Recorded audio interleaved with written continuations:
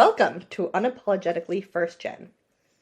Hey there! Before we jump into today's episode, we want to thank you for tuning into Unapologetically First Gen. This is a podcast where two sisters share what it's like to grow up as first-generation immigrants. Everything from hilarious moments to heartfelt ones. Each week, we'll bring you personal stories, honest conversations, and amazing guest interviews to celebrate the first-gen experience. So, if you love laughing, learning, and feeling connected, you're in the right place. Don't forget to subscribe, leave a review, and share the podcast with your friends. It really helps us grow. Hello, I am Stacy, the younger sister. I'm a former teacher turned copywriter,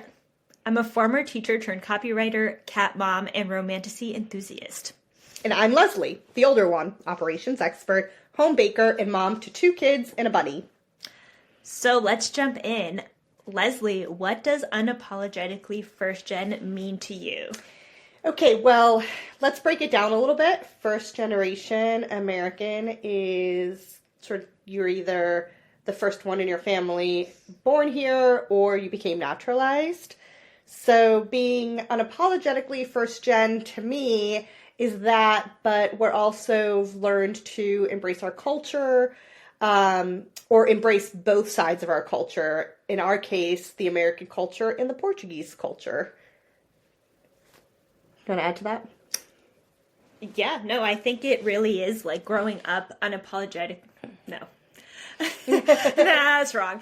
I think for me, being unapologetically first gen is really just embracing all the different parts of my identity. Like, I think growing up, I really struggled and felt a lot of shame around the immigrant side of my identity. And so now I'm really learning to like embrace who I am. So speaking of that sort of internalized shame piece, what do you think the misconceptions are? Like, where does that shame come from for you? I mean, if you literally turn on the news, you're seeing all of this stuff about immigrants, right? Like, people have these misconceptions. Immigrants are lazy, they're uneducated, they're stupid. But, like, our parents, they're anything but lazy, right? Like, they immigrated here, they worked multiple jobs. Like, I always remember mom and dad both having two jobs. And that was like our entire childhood. And so there's just like so much that people aren't seeing when they talk about the immigrant experience. Like, especially if you turn on the news today, they're talking about like the criminal immigrants, but that is just such a small, teeny tiny population within the immigrant communities in this country. Yeah, and I mean, talk about not lazy. Like, Dad's been retired for years now, and this morning over coffee, he was talking about like dismantling the bathroom and redoing it. It's like, why? What are we doing here, guys? They're, I think, anything but that. And it's just super frustrating. And really annoying is everyone's like, oh, cool, you're bilingual, but then won't embrace what that means. They won't embrace the culture around your bilingualism. Well, it's because like once you get into like these circles with these like rich white people, right? Like, being bilingual is seen as an asset. But when you are an immigrant, being bilingual is not really seen as an asset. It's seen as a hindrance, right? People look down on you. And so there's like this double standard about like what it means to be bilingual. Yeah, agreed with that. It's very frustrating. So talking about how our parents worked super hard, working multiple jobs. How is that for you as the older sister?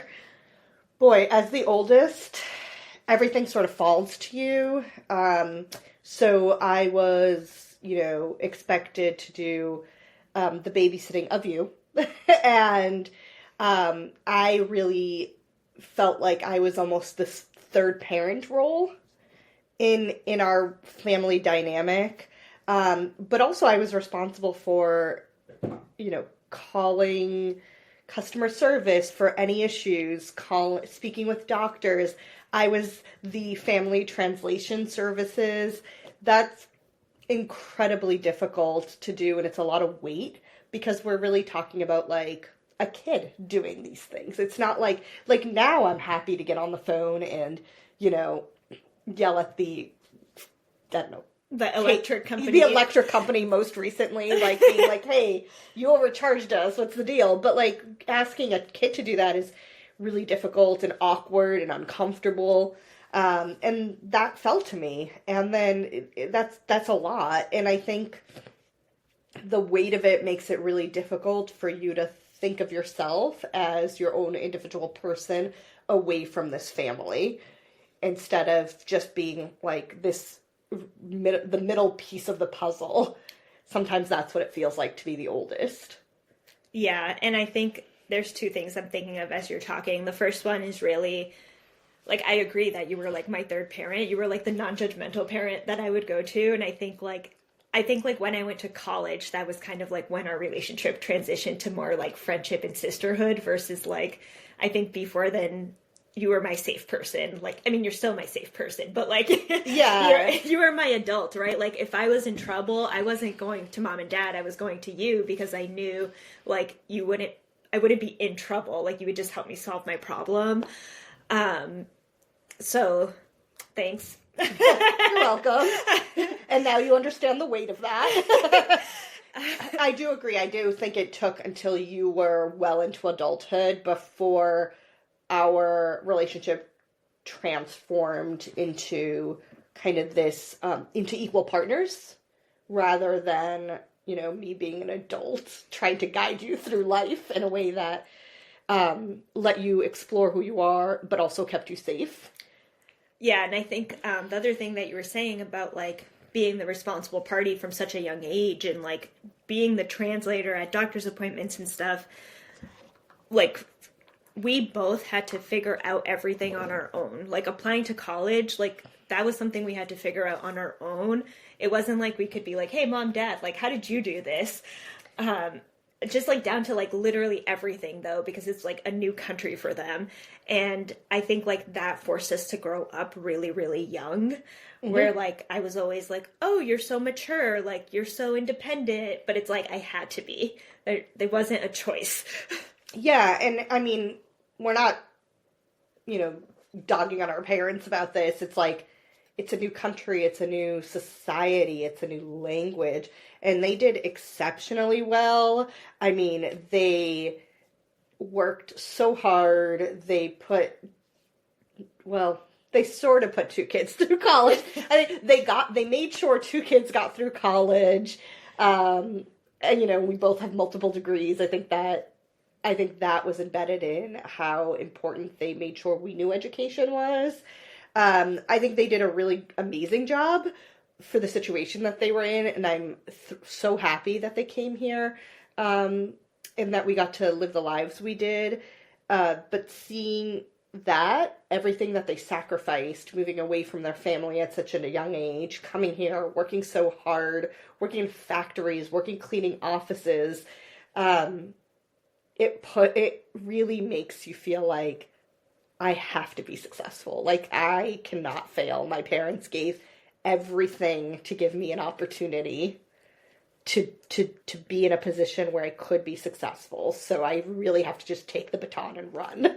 And, like, when you look at, like, you know, the history of our family, and we'll do another episode on this, but, like, our grandfather, they lived in a small house, and there were so many kids that our grandfather had to sleep in the shed because there was no space, right? And so going from that to, like, my parents moving to a new country and buying a house, like, they were already breaking cycles. Like, I feel like we're the cycle breakers, but they already started breaking the cycles in their generation. Yes, I agree. We have broken a lot of cycles, and I especially see it in the way that I parent my kids, but they were instrumental in that. Like, they broke the cycle of poverty.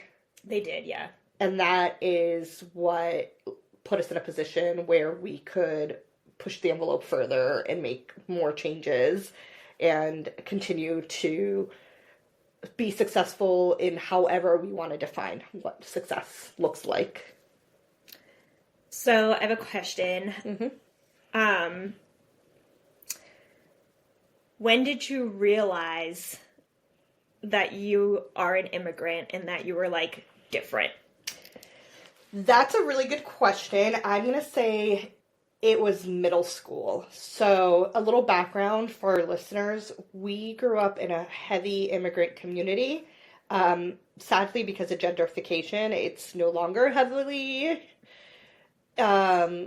Portuguese community. But where we grew up, we went to bilingual classes in the local public school. You know, we had the local Portuguese bakery. We had a local shop that sold, you know, food and other things from Portugal. You know, I think the fish market's still open down the street, but no, it's not. Oh no, it's not. I don't even eat fish, and I'm so upset about that. But okay, that just really brings home the point of how much this is not an immigrant community. But we lived in this bubble where it was like all of our friends spoke Portuguese and English. All of our friends were doing the same type of labor that we were doing as kids. So I didn't really understand that I was kind of different, or I was growing up different than other Americans until I went to middle school, where I got into this program, and I was, I think, the only immigrant there. And I was just like, nobody else speaks another language. And like there were different rituals and customs, and no one was coming home to like wash the dishes or set the table. And I was like, what do you mean you do nothing after school? Like that was so strange to me that, you know, it was just such a different world. And that's the first time that it hit me that I was growing up very differently than how other Americans were growing up. It's so interesting that you say that, because yesterday I went to a networking event, and people were wearing, what are those white people boots? The Uggs? No, the like Land's End or Land's LL Bean. Oh, LL Bean. Okay. Okay, so yesterday I went to a networking event, and this woman was wearing these LL Bean boots, and you would know the boots if you saw them. But she was like joking about how as a kid, her parents would try to force her to wear them, and she would never, ever want to wear the LL Bean boots. And how like today she like loves wearing it. And I'm like, I cannot relate to that even a little bit. Oh my God. If mom and dad bought name brand shoes growing up. Dude, we went to Payless. I have fond memories of Payless. Yeah, I mean, we got one pair of sneakers in September, and poor you if your feet grew. It had to last you until the following September, because that is the next time you were going to get a new pair of sneakers. Yes, I loved back to school time. Back to school time was amazing. I still love back to school time. Like, you walk into like an office supply store where it smells like pencil lead and paper, and I'm like, memories. I think for me, when I first realized that, you know, I was the immigrant kid, was also around middle school. I remember like our program, our Portuguese language program, was like on one side of the hallway, and we were very much like those immigrant kids. And I think that was really like the first time that I started to notice like, okay, people are looking at us differently. People are noticing something about us. And then in high school, I think it was the same, where like I hung out with the immigrant kids until like junior, senior year, where I started making like white friends. And wait, when did you get into lacrosse? Oh yeah. Well, I played lacrosse my 4 years. But we were the only team with black kids on it, too. Like, we would, like, go to other towns, and they would, like, say the N-word to us, like, while we were on the field. Wow. It was, like, really bad. So, you were a multicultural lacrosse team? We were a multicultural lacrosse team.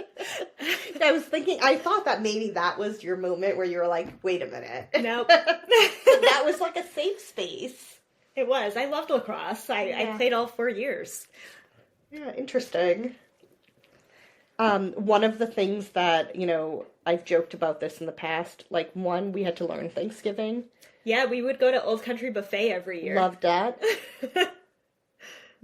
I think it's weird now, but like loved it. I mean, well, where were we celebrating? We didn't celebrate Thanksgiving. We didn't. It wasn't like our thing. We do now, we do now, and now it's a bigger deal. But I think that's because we have American husbands. Yeah. So now it's like a bigger deal. But we didn't. I should specify we have husbands who cook. So now like they're responsible for Thanksgiving. But yeah, we didn't really do anything for Thanksgiving. And then the other thing was Christmas. Yep. Because we celebrated Christmas Eve was the big Christmas celebration for us. It still is. And Christmas Day was the sort of like kind of actually when we were younger at Christmas Day, we would go visit other family. But, our mom, dad, and us piece of the celebration was on Christmas Eve. And that's just not how people do it here. They celebrate. No, I know. On Christmas Day, you open your presents on Christmas morning. And that was really different. And I don't think I realized that until like, I don't know, I guess middle school. It works out well now because I do Christmas Eve with the family and then do Christmas Day with my in-laws. So it does make it easier. I do Christmas Eve with us, and then we do nothing on Christmas Day. That. And it's the best thing ever because this year the kids just played with their new stuff. And my husband and I just sat on the couch and we watched Christmas movies all day. And that was the day, and it was the perfect day. I loved it. Oh, it's so nice. So one thing, I know we touched on this earlier, but I do think we should talk about it a little bit more, is we talked about shame and kind of feeling like embarrassed about this dual culture that we were kind of living in and sort of learning what it means to be American and what it means to be Portuguese. So how do you think you unlearned to live with this shame, or unlearn and really embraced being both Portuguese and American? Oof, that's a toughie. I think, growing up, right, it was very like immigrant heavy community. And then when I went to college, I basically was like, I'm white now. And we can do a whole other episode on white privilege and what that means for us and our family. But I basically, with my light skin, I was able to just present myself as white to the point where people... As American. Yes. Yeah, I just wanted to clarify that for listeners. We're like, but you are white, you're Portuguese. And it's sort of like, when we're talking about being white, we're saying leaning into like American whiteness. Right. Versus leaning into your Portuguese side. Right. But it was like I really didn't take my Portuguese side with me to college. Like, I think people were always really surprised when they were like, oh, you speak another language? And I still get that a lot. Well, people will be surprised because they don't know that I speak another language. And it really wasn't until after college, I did this training called Undoing Racism. And my biggest takeaway from that training was really that embracing being American is also a trade-off, because when you are embracing the privileges of being white and being American, you kind of have to give up who you are in your culture. And so that was really the first time that I was understanding like what happened to me in college, like that I left my culture behind to be able to like take on this other identity. And I was like, whoa, I didn't actually like mean to do that. Like, I actually think like it's really important that I continue having this, like where my family is from, where my roots are. And so I kind of have like worked through it. Like, I ended up teaching Portuguese for a long time, and that was really helpful with like becoming more confident in who I am and my identity as, both American and Portuguese. But it definitely wasn't easy. I agree. I also leaned really far into my American side, so much so that I feel like I lost the culture around it. And the trade-off, I'm like almost embarrassed to say that, but I do want to have an open and honest conversation about it. The trade-off is that I became really successful. Yeah. And at work, again, people were so shocked. Or they'd be like, well, why are you going to Portugal for 4 weeks? And it's like, well, I have family there. And it's like, what? Like, they were assuming that the family I was visiting were like people who had moved there from here. And it's like, oh, wow, I'm missing a huge part of who I am right now. But I don't think I knew it, and it's something I've been working on for a long time, really embracing what it means to be both American and Portuguese. But I think it really just punched me in the face was when I started thinking about having kids and really wanting to embrace, I wanted them to understand that they were also multicultural and that I wanted them speaking the language. I wanted them understanding what our food is and our traditions and our music. And it literally took almost relearning everything. So I'm still doing Portuguese lessons every day because I've lost a lot of the language and I'm relearning a lot of the language. I'm learning words I didn't know before. I'm purposely looking for good Portuguese kids music to listen to in the car at bedtime. I'm teaching the kids songs that I knew growing up. I'm teaching them games that we used to play, things like that. And I feel now confidently that I'm much more in touch with my roots now than I have been since childhood. And then, in kind of building a business, it's important for me to embrace that side of me too. So I'm kind of trying to figure out a way to do that piece of it also. So it's a lot of work to be able to walk this sort of fine line where you're both. Yeah, something that Dad said one time was just like, oh, this isn't my land, but then I go back and that's not my land anymore either. And so this like feeling of like being lost. And I think it's so tricky with the language because like our parents are not college educated, right? They went to school as much as they were able to, and then they had to start working. And for me, I get frustrated that I can so clearly communicate in English, and there are things like when I was just at the Azores, like I was so ready to talk politics and everything, but it's so much harder for me because I don't have the vocabulary because I'm not college educated in Portuguese, right? And so it also sucks like when I show up to Portugal and everyone's referring to me as the American, and I'm like, well, fuck, like, I'm trying to communicate with you guys, like, I'll speak Portuguese, they respond to me in English, so that was a big motivator for me to, like, get better at speaking the language, because I'm like, I don't want them to know that I'm American. Yeah, I feel like that happens a lot, where here, you're seen as the Portuguese person, and there, you're seen as the American, and it really makes you feel like you don't belong either place. Yeah. So I think let's wrap up this episode. Yeah. Stacy, give us your closing thoughts. All right. So for me, and I think Lesley would agree, what it means to be unapologetically first gen is that we are no longer hiding, diluting, or explaining ourselves. We are showing up as who we are, really embracing our cultures and holding space for our parents' sacrifices while also creating space for our own dreams and what we want our life to look like.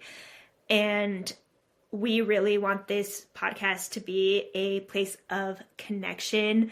And this is our form of resistance, is really embracing who you are, no matter what your roots are. So, with all that being said, thank you so much for listening to the very first episode of Unapologetically First Gen. If this episode resonated with you or you have your own first gen stories to share, we'd love to hear with you. You can connect with us on Instagram. I'm at Stacy Braga Copy, and you are Rather Be Baking Bread. We'll throw it in the show notes. And don't forget to subscribe, leave us a review, and share the podcast with someone who would love it. Until next time, keep embracing your roots and making your own path.